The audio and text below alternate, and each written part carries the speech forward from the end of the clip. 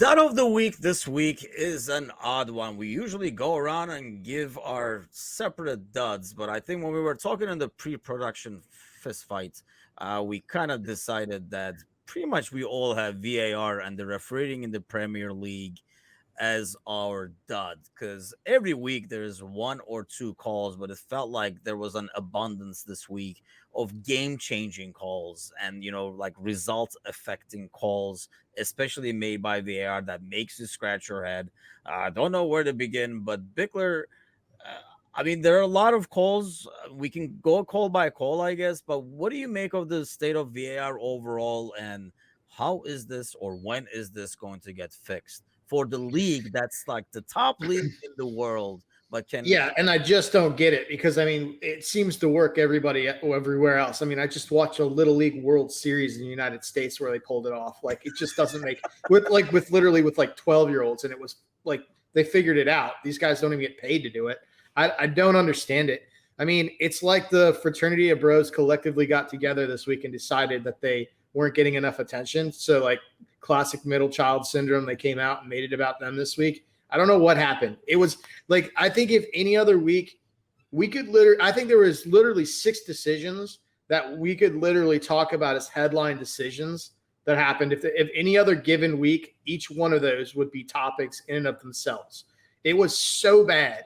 And I do not understand how we're at a point. And like the PGMLO just releases a comment today about how the amount of abuse referees are getting is hurting how many people they have coming forward and wanting to be referees now. I'm like, no, I think you have that backwards. I think you guys don't have quality training. They don't have quality talent. And then they're getting the just desert. They're getting the abuse that they deserve because I do not understand how anyone can be called over to a monitor and make decisions like what happened at Newcastle Crystal Palace, like what happened in West Ham Chelsea, like what happened in the City match with the offside flag, which we've seen for 3 years now, then wait 2.5 minutes to raise a flag. And then in this play, they flag it instantly in a call that essentially takes 2 points, or it takes 1 point and gives it to a team that's a title favorite and takes it off another. I don't understand it. And I don't understand at what point this becomes critical mass because it was so bad this week. it was over the top. I mean, we probably could pick a decision every week and make a segment out of it that was like the worst call of the week or something like that, and it would not be too difficult. But it just felt like there was an abundance this week, and I think the biggest thing to me, and I don't know what you think, Gally, is because Bickler has all these questions and there are no answers for it in terms of like how does that because we can't hear the communication, because we don't know the explanations why some calls are being changed or what is being discussed. To me, at least, that's like the biggest ordeal. Tell me why you changed the call, or tell me why you did not go, like, after you're watching it, you're saying this is the right call. Explain it to me, because maybe we don't know the rules. Yeah, I mean, I think there is something to that, and I think they've talked about that becoming part of the scenario where I think next year they're going to trial it, where we're going to be able to hear the communication on the broadcast, but that still doesn't help the people in the stadium, which is the awkward silence and uncomfortableness that is VAR now. But to go to a specific, like, I'd like to focus. I mean, I think there's a whole discussion around the Brighton disallowed goal, the wonder strike, because for the first time ever, a ref was asked to come to the monitor to basically adjudge an offside decision, which is asinine in itself, because the offsides is not open to debate, right? You either are offsides or you aren't. He was offsides, but then they needed to ask the match official to come watch to decide whether or not the bicycle kick attempted or changed the defensive play. And let's be honest, it didn't do anything. If you're not going to call a foul on the bicycle kick, then the wonder strike has to count. And the fact that it took away a goal like that is just everything that VAR is not supposed to be. But while we're talking about chalked off goals, I feel for Newcastle. And I think it was an egregious, terrible call. And Newcastle deserved the points, and Eddie Howe should be really, really upset because nobody's defended better, which is crazy in itself to say. No one in the Premier League has defended better over 6 matches than Newcastle. They deserve almost max points in every single match that they've played this season. and for them to lose on basically a Crystal Palace player pushing Joe Willock into the keeper, and it's still not being enough contact to be a foul to then chalk off a goal is ridiculous. But that still wasn't even nearly as bad as the call against Jared Bowen. My man, Jared Bowen, in the West Ham. So bad. Chelsea So bad. game. Do I think Bowen leaves a little bit on Mendy? I think he does. Do I think he did it intentionally? I don't. And the fact that that replay was watched over and over in slow motion and not in real time is just crazy, because the moment you see that in slow motion, it looks like a foul. But if you see that in real time, you know that is just Mendy flopping around because he's made a complete hash of everything. That's a goal all day long. Like, I've been screaming for Max Cornet to get his time on the pitch with West Ham. He gets his time. He should have scored the equalizer earlier, and then he should have got himself a winner. Instead, he just got himself an equalizer. And for them to take that away and bail Chelsea out, another club that is going for top levels and top honors, while another team is wallowing down in the relegation zone, it's absolutely abysmal. And the worst part is it always miraculously seems to help the bigger clubs. And I hate calling it out that way, but it always does. I honestly think even in like slow motion, that doesn't look like a foul to me. Yeah, it didn't look like a foul to me. And there's nothing. Look, if you're a goalkeeper and you go down to get that shot, there's going to be contact. You know that. Like, there's nothing that he could have done. There's absolutely nothing he could have done. He didn't follow through. He didn't step on him. Is there contact? Yeah, but that's what happens when he doesn't jump. Down. You know, if he does not jump, as we get like the lighting going here, if he does not jump, he doesn't have to, mind you. He almost tries to avoid it. I mean, if he doesn't jump, basically he gets the ball, he knocks out Bowen, right? And the play should continue because it's not a foul. He doesn't have to disappear just because Mendy's diving over there. No, and Mendy knew that he wasn't getting to that next ball. Correct. That's the bottom line.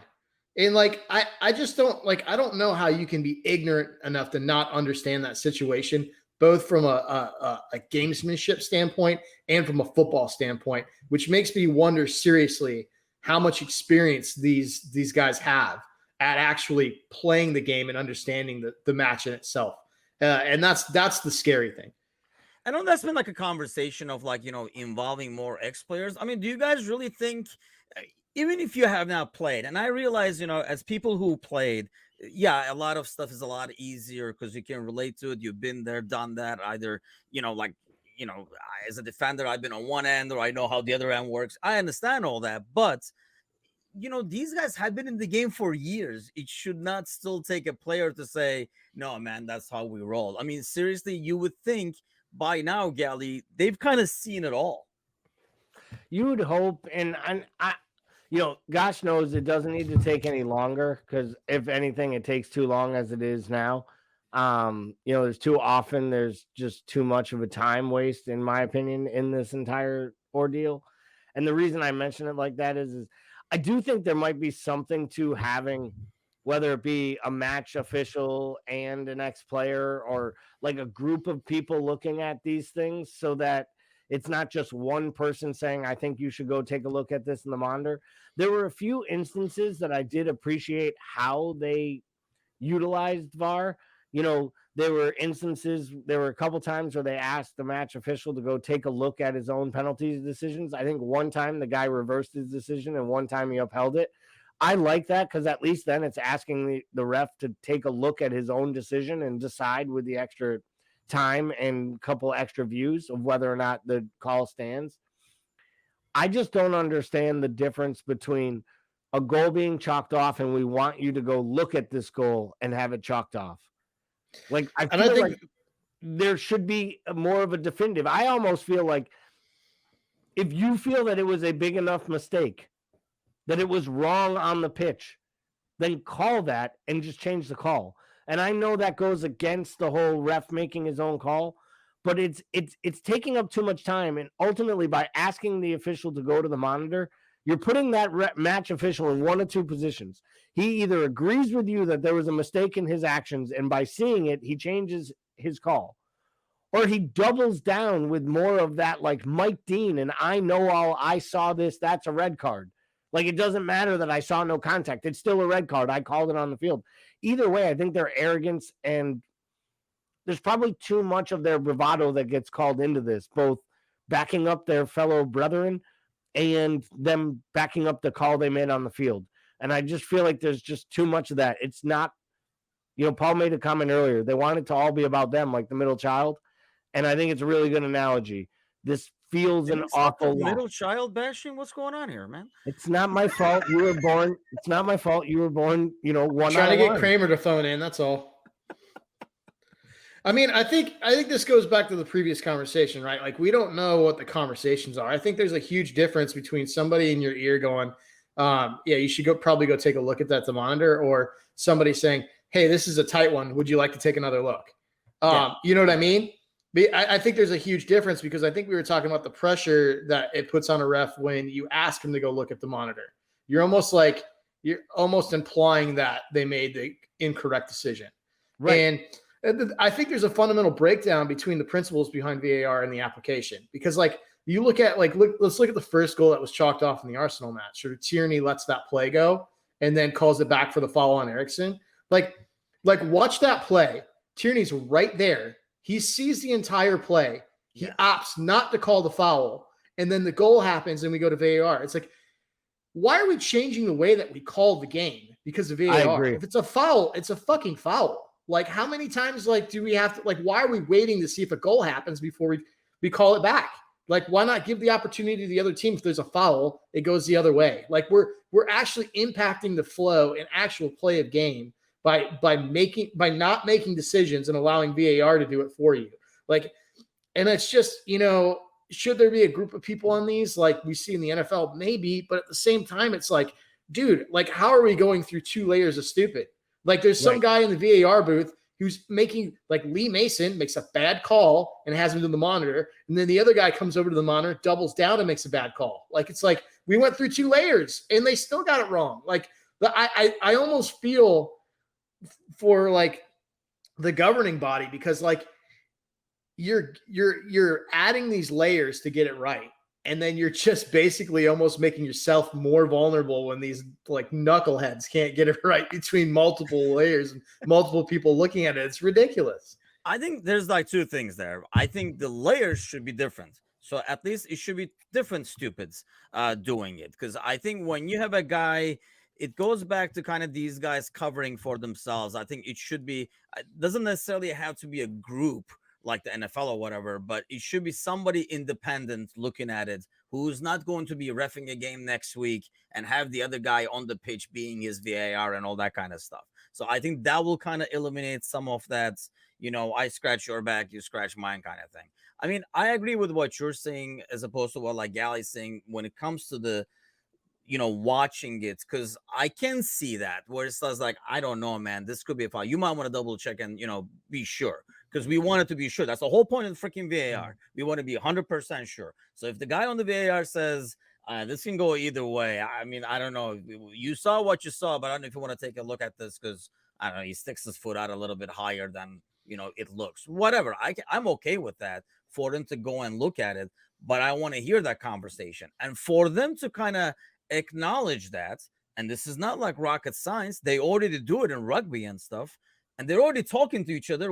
Somebody can't press the record button for a year, that they're like, you know what, we'll start recording next year. Because are they going to spend this entire year saying, hey, make sure you don't say stupid shit like this next year because it's going to be recording it? That, to me, that's what it sounds like. They're almost saying, well, we don't want anybody hearing this shit now. Why don't we clean up our act, and next year they can start listening it. That's what I find frustrating.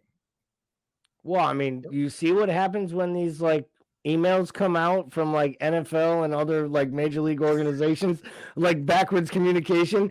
It always leads to someone being blackballed, fired, and someone never having a job again, because these people aren't smart enough, even when they know they're being recorded, to not say stupid shit. So, I mean, but the good news is for all of us is it's all going to get fixed, because Howard Webb is coming back to fix it all. Yeah.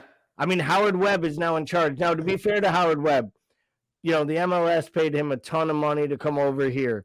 And for those of you that follow football outside of Europe. There's a league in America called Major League Soccer. Soccer is the S. Do tell, Gelly. Do tell. And that league, let me tell you, this is like need to know. This is my rainbow. But the MLS actually last year was rated like the second most efficient league for getting VAR decisions right. No, because they do it different actually. The VAR in the MLS is a little bit different. Like there's certain criterion that has to be adjudged by the VAR, and it will never be go over to the monitor. And then there's certain things where they look at the monitor. And they're actually, I think, doing it better on offsides. They're doing it quicker. And Howard Webb played a big role in that. So I'm hoping actually he gets to bring some of that back to the Premier League. And I'm hoping his second thing that he does is get rid of Lee Mason and Mike Dean, because they are both 100% VAR officials. And I think that's another problem. As much as some people say you need specialized people in VAR, I think that's the opposite. I think you need referees who are reffing the game at full speed, understanding the differences, the nuances, the shithousery, the trickeration that's happening on the pitch today. They need to be the ones inside Stockley Park reviewing the monitors and talking to the matchday officials, not retired referees who are still looking to collect a paycheck on the weekend and just get fatter and fatter and fatter. And in Lee Mason's case, not have to deal with, Jose Mourinho or fucking Nuno on the sidelines calling them a cheat and a fraud. Well, that's the thing. Yeah, it's more like extending their career. They're like, wait, I don't even have to run. I can do this from a TV. Sign me up. More checks incoming. It feels like when you put somebody on paid leave. Like pretty much it is. And I suspended with pay. Yeah, it's basically that creepy guy. It's that creepy guy that talks to every young female at the Christmas party, and you're like, dude, listen, we're gonna let you work from home. We're gonna keep paying you. We don't want you to respond to emails. You're not invited to the Christmas party and the picnic. You're also not allowed to come to that unless you stay on the other side of the fence. Like this sounds like somebody Gally is actually working with, by the way. So we're gonna have to get the name after we stop recording. Over name is not Chris. Yeah, I mean, like you say, we could have probably made this some of these calls dud of the week overall, but we felt like this was 1 week where they kind of kept coming. Every game you watch, you were like, here's another one. DJ Kelly over here. So well, that is our dud of the week, VAR. And I hate to say this might not be the last week we make it our dud. Let's hope so, but let's be realist. And it might happen again. But that's the dud of the week.